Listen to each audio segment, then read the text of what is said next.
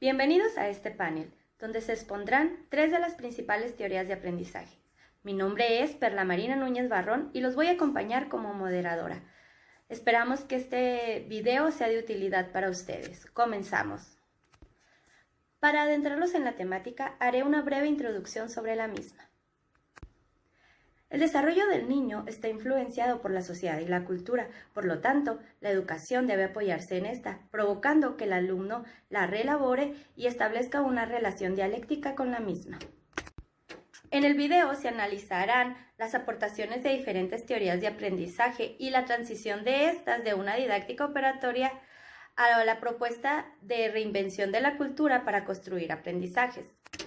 Piaget enfatiza que aunque el niño posee un egocentrismo natural, este se corrige al trabajar en grupo y cooperar entre iguales.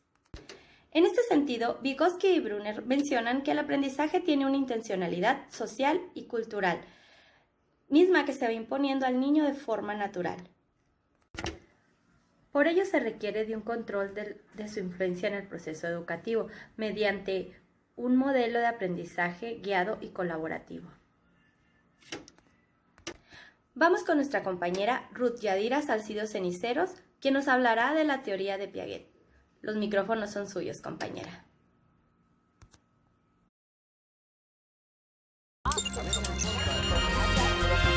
Muchas gracias, maestra Perla. A continuación, explicaré los puntos más relevantes de las aportaciones de Jean Piaget de la lectura. Para Piaget, la educación debe centrarse en el niño y adaptarse al estado actual de su desarrollo. El principio operativo más importante es la actividad y debe orientar los procesos autónomos y espontáneos de desarrollo y aprendizaje. Hace hincapié en el desarrollo cognitivo, el razonamiento y el desarrollo espontáneo del niño con su entorno físico. Estos intercambios que se encuentran profunda y sutilmente condicionados por el significado de la cultura presente en el sentido, estructura y funcionalidad de los objetos y sistemas físicos que configuran el escenario de sus intercambios. El mundo es procesado por el lenguaje frente al mundo de los sentidos. Reconoce una relación dialéctica entre desarrollo y aprendizaje. Los estadios de desarrollo tienen un ritmo madurativo propio y es un valor pedagógico el respeto a la evolución espontánea de estos. El egocentrismo natural del niño se corrige progresivamente mediante el contraste con la realidad cada vez más amplia. ¿Sí? Este principio implica fomentar tanto el conflicto cognitivo, el trabajo en grupo y la cooperación entre iguales. La educación debe preparar su escenario de actuación y la enseñanza debe centrarse en el desarrollo de capacidades formales para un aprendizaje permanente, que es el aprender a aprender y el aprender a pensar. El niño debe descubrir el mundo a través de su actuación directa sobre él. Y esta es mi participación. Muchas gracias. A continuación cedo los micrófonos y las cámaras al compañero Carlos Enrique Calvillo Delgado, quien nos hablará de las aportaciones de Lev Vygotsky.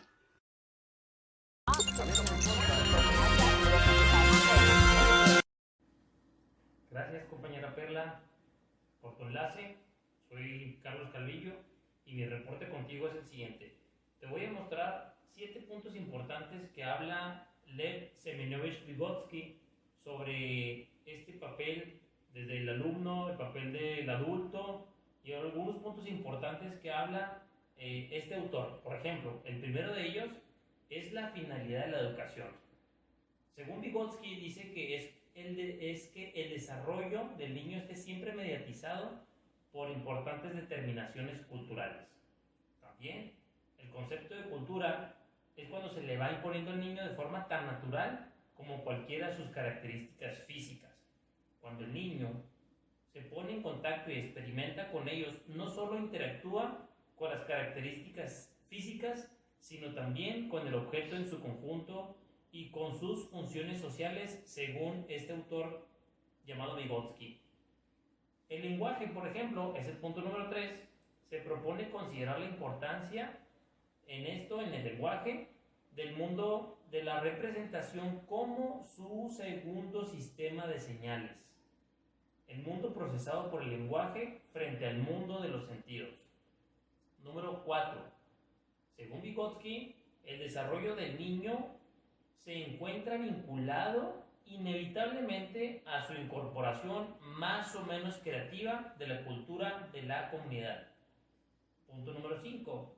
El aprendizaje en relación a la cultura del niño. Las formas, colores, estructura, configuración espacial y temporal de los objetos y sistemas físicos que componen el contexto y la experiencia espontánea o individual del niño responde, según Vygotsky, a una intencionalidad social y cultural más o menos explícita. El diseño y la forma, así como su representación en el espacio y con el tiempo, tienen un sentido implícito, desde la silla de rueda o la mesa hasta el anuncio televisivo más complejo. Todos los artefactos creados por el hombre comparten un sentido cultural dentro de la comunidad y convivencia. Punto número 6 y penúltimo. ¿Cuál es el papel? Pues el papel del adulto en el aprendizaje. Vygotsky plantea la relevancia de la ayuda del adulto para orientar el desarrollo de las nuevas generaciones. Así pues, mediante el intercambio simbólico con el adulto, el niño puede ir realizando tareas y resolviendo problemas que por sí mismo sería incapaz de realizar. Y Perla, por último, ¿cuál es el papel del alumno según Vygotsky? Bueno, pues él nos dice que el niño progresa incorporando competencias que paulatinamente va controlando de forma autónoma al asumir parte de las tareas que antes solamente podía desarrollar con la ayuda del adulto. Hasta aquí mi reporte, Perla. Vuelvo contigo. Y para hablarnos de las aportaciones de Seymour Brunner, tenemos a la compañera Susana Lisette Ponce Hernández. Cedo el micrófono, compañera.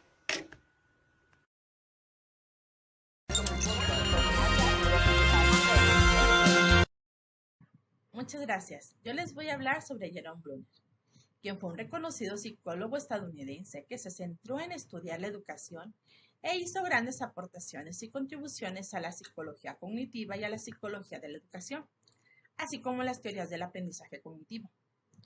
Después de trabajar la percepción, se adentró en los estudios de la cognición, afirmando que la mente es activa y está llena de motivos, instintos y propósitos que permiten comprender la realidad de una forma integral y, contrariamente, la mente no se puede considerar ni pasiva ni como una máquina de respuestas condicionadas a estímulos determinados.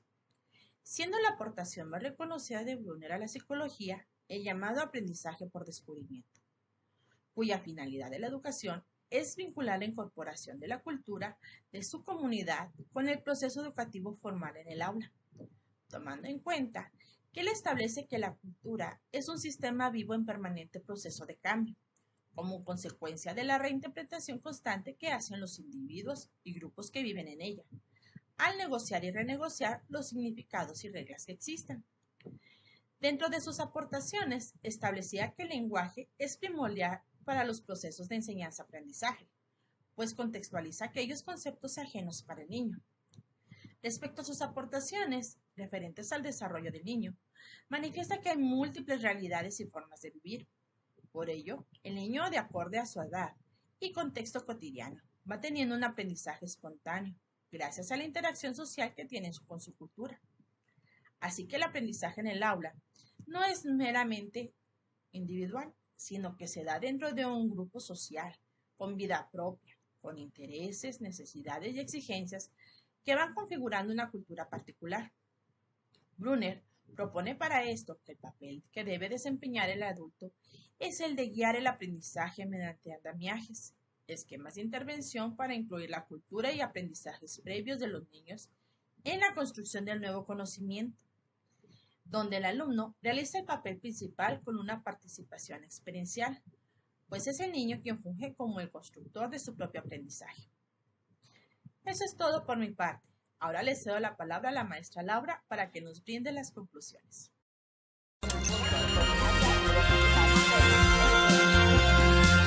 Agradezco a mis compañeros por la información que han compartido con nosotros el día de hoy. Solo resta decir a manera de conclusión que por naturaleza el ser humano es difícilmente capaz de vivir sin interactuar con los demás. Los autores analizados exponen cómo la interacción de las personas desde la infancia con sus iguales permite la construcción de conocimientos a través de la experimentación. Esto conlleva de manera conjunta la formación de la cultura en la que se desenvolverá constantemente en el transcurso de su existencia. Las vivencias cotidianas conformarán los aprendizajes que se emplearán por el resto de la vida para enfrentar situaciones de diferentes grados de complejidad. Es aquí donde cobra gran relevancia los argumentos dados por los pedagogos estudiados en cuanto a que es el niño quien debe aprender de forma autónoma. Los adultos que se encuentran a su alrededor solamente juegan el rol de guías en el proceso que está desarrollando el niño. Cada uno de mis compañeros identificó al autor o autores que tiene influencia en su práctica docente.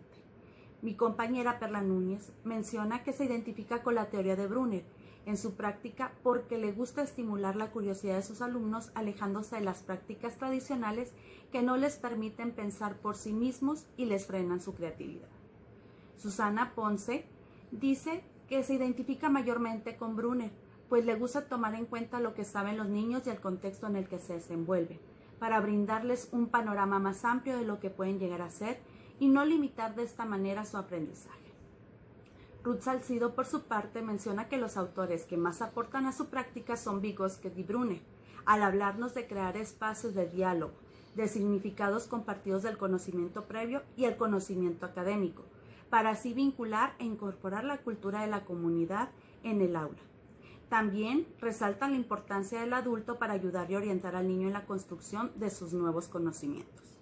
Mi compañero Carlos Calvillo se identifica con el autor Vygotsky, ya que considera que él le ha demostrado que el papel del adulto y del docente en la formación del alumno es imprescindible, y sobre todo en la manera en que lo hace a través de la zona de desarrollo próximo por medio del andamiaje pedagógico.